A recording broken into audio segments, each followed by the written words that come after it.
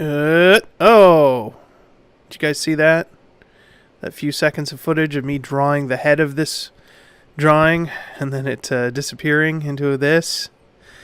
Yeah, I had a little video mix up. So, hello, good evening, and welcome. I am trying to scramble to make some content because this is like the first week since I swore I would try to put out a drawing every week that I just didn't have one lined up. So what I'm doing today is throwing together 4 quick videos. Going to be drawing basically creatures from Dungeons and Dragons, making like a kind of a bestiary page of different Dungeons and Dragons monsters, ones that I liked growing up and whatnot. This is the Displacer Beast, clearly.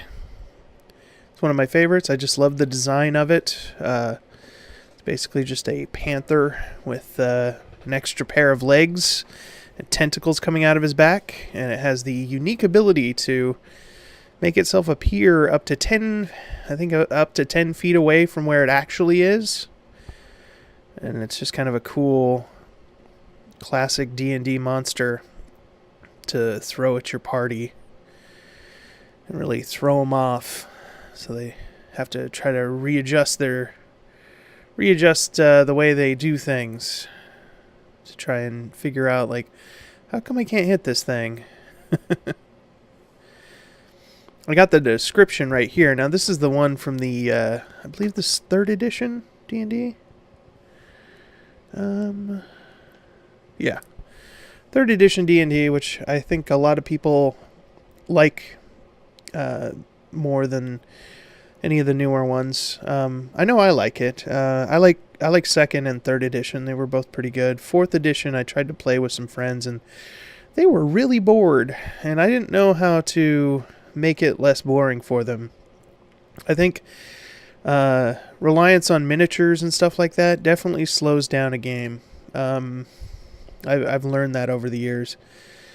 But since they were way into Hero Quest, I thought that they would enjoy using the miniatures and whatnot, but they got very bored, and it became very frustrating. Also, D&D just takes forever to play, and if you have a wife and children who aren't playing it with you, it can be kind of time-consuming, take you away from your family, whatnot. So yeah, the Displacer Beast, according to the monster manual, is a savage and stealthy carnivore that resembles a puma with 6 legs and glowing green eyes. Now, green eyes, in the finished version of this drawing, I did not give him green eyes, but the funny thing is, the person who drew it in the official monster manual also did not give him green eyes, so I don't feel so bad. Where was I? Green eyes and 2 muscular tentacles growing from its shoulders. A Displacer Beast has luxurious blue-black fur and a long feline body and head.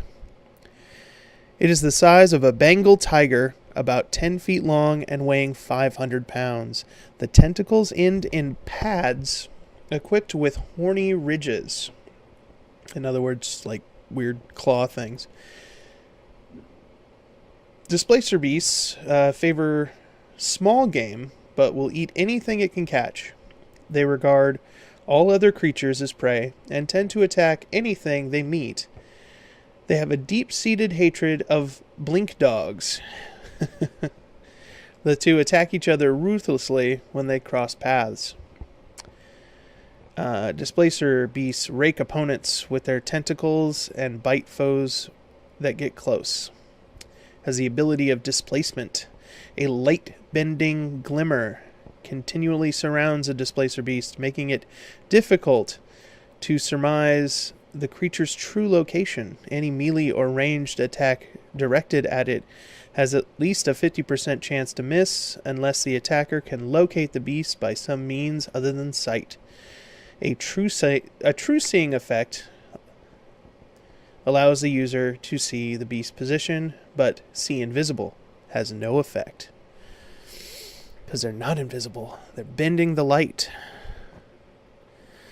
But yeah, I wish I had the original, like, second edition D&D monster manual, but I cannot find it, and I believe it may have ended up in a yard sale at some point, which breaks my heart, because that is like where I got my impressions of a lot of these creatures from. A lot of that artwork and the way each, the third edition one, I think they were just trying to conserve on page space or something, because the second edition would give each creature its own page and talk about the ecology of it and its reproductive cycle and all of these crazy things that you don't really even need to play the game. But it's just cool to know, Like, I want to know that dragons keep their eggs in volcanoes to keep them warm and stuff like that. That's a cool idea, It's fun to think about that stuff, I guess. But, yeah. So for this drawing, same rules as the Raziel drawing. I found a parchment texture online, and I'm just drawing. My rule is no erasing.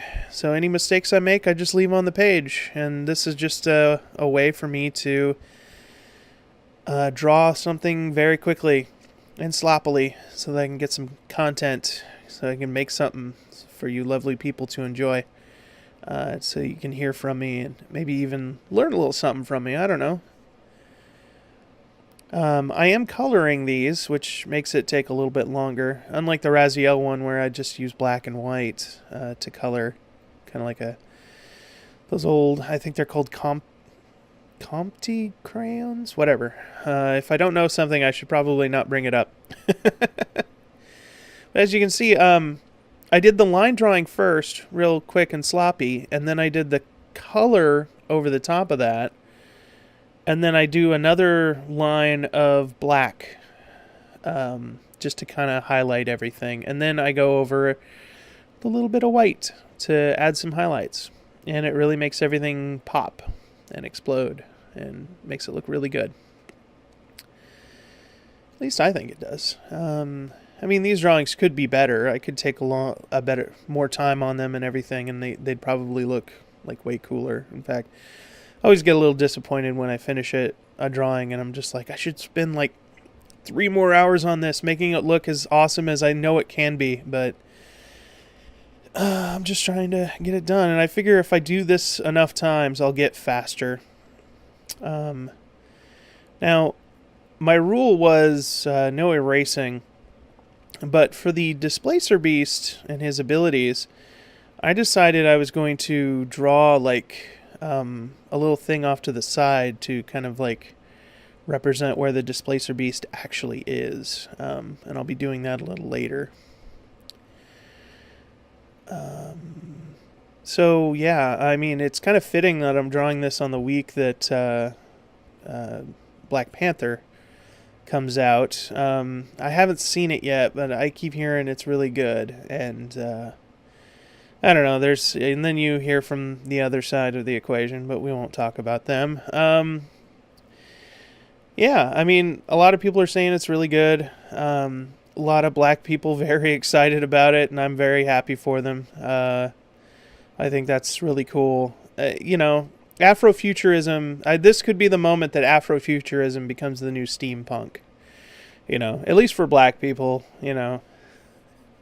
Afro-futurism is it's just like steampunk. It was this obscure, genre of science fiction that, not specifically black people would do. There were some white authors as well. I can't name any right now off the top of my head, unfortunately, but there were some really cool science fiction novels that were written in that Afro-futurism style, where this idea, it's like, how come there's never any black people in the future? It's like, what are black people going to be doing in the future? What if something happens and black people are the future? So here I switch over to the second layer, and I start kind of doing something crazy to make it look like where you can see where the creature really is. But yeah, the idea, like, I think, and this is going to sound crazy, I know some people like look at me funny when I say this, but I think when automation becomes more, what's the word I'm looking for? More affordable, more available, the third world countries are the ones who are going to benefit from that, because they don't have as much infrastructure to rebuild around automation. They'll be able to, it'll be like Korea, or Japan after World War II. They won't have an infrastructure to tear down and build back up again. They will just explode. So I think you're going to see all this manufacturing and crazy stuff coming out of Africa that we never saw before. Like, their economies are going to explode, and people, I really think that's going to happen, because here in America we've got a whole working class we need to worry about, a whole bunch of systems in place that a lot of people benefit from, and they're not going to go away anytime soon. But in places that are struggling, something like automation is going to just completely explode in these countries, which maybe that sounds anti-American or something. I definitely think America will be around. It's not like we're going to go away and stop being a superpower or anything, but I think we will take longer to adapt to this stuff than some other countries. Gosh, I need to turn off my phone when I do this. So as you can see, you can barely see it, so I end up adding some shading over there so that you can see those white lines I made. I don't know why I made them white. I guess I was thinking like the Predator in a comic book. That's kind of what I was thinking. You can see them a little bit there. But yeah, afro-futurism, if you need an idea of what afro-futurism is, I mean, other than Black Panther, the only other example I could think of in movies was Cloud Atlas, the ending of Cloud Atlas, where you have this role reversal between black people and white people, where black people are these spacefaring people who come down to Earth and find this tribe of white people living on an island, and they're trying to convince the white people, like, you guys have to leave this world. You come with us, you know. Things are like dying here, and you should come with us, and, you know, you'll be able to preserve whatever traditions you have and all that stuff. And they're just like, no, you're like lying to us or something. I don't remember exactly. No, they were sending a message to people out in space to come get them, basically. That's what Halle Berry was doing, and Tom Hanks was like, it's like, you're a witch or something. I don't remember. It's been a while since I've seen that movie. It's really good, though. I remember liking it. I'm sure some people don't, but yeah, that's a very Afrofuturism aesthetic of, well, pretty much just putting black people in high technology, and then African kind of artistic aesthetic in a futuristic setting is very Afrofuturism. But yeah, I think with Black Panther coming out, that's gonna do wonders for that genre. People are gonna start discovering some of these novels, and might even start making some of them into movies, you know, now that Black Panther hit. But yeah, that movie's gonna be all right. That movie's gonna do a lot of money. The amount of buzz and excitement I saw on like nerd posts or nerd, you know, the nerdy corners of the internet. I knew, I don't know, I kind of have a sixth sense about the kind of, when I see a certain kind of people get excited about a movie, I know it's going to make a lot of money. We'll say that. And this movie might make Cameron level numbers. I really think it's going to be gunning for Avatar and Titanic, because a lot of people who've been waiting to see a movie like that are finally getting to see a movie like that. So that's my discussion on Black Panther. That'll help me add Black Panther to the tags on this and help my SEO. Wah, wah. Okay, so here's the finished drawing. Looks really good. I like it. Remember to like, comment, subscribe. See ya.